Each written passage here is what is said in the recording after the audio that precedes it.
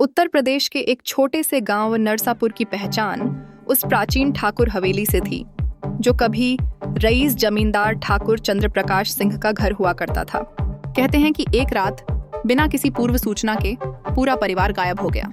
गांव के लोगों के बीच बस एक ही कहानी बंटी, एक औरत की चीख और एक मासूम बच्ची के रोने की आवाज।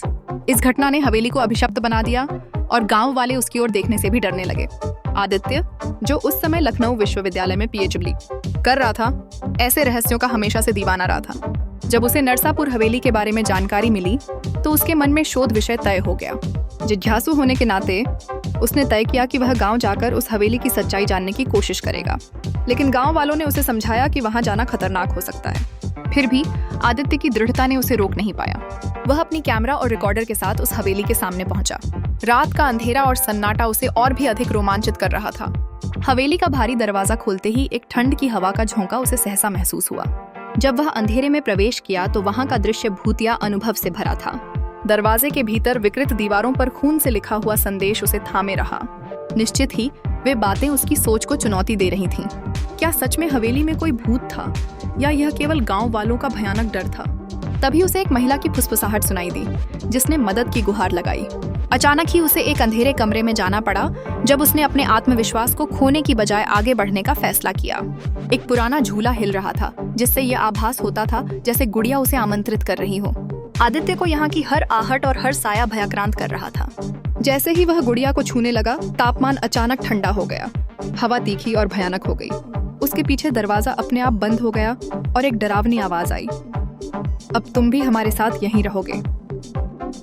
दरवाजा अपने आप लॉक हो गया था। आदित्य ने जोर से खींचने की कोशिश की, पर बेकार। अचानक कमरे में दीवार पर एक चलचित्र सा चलने लगा, जैसे पुरानी यादें किसी पर्दे पर चल रही हों।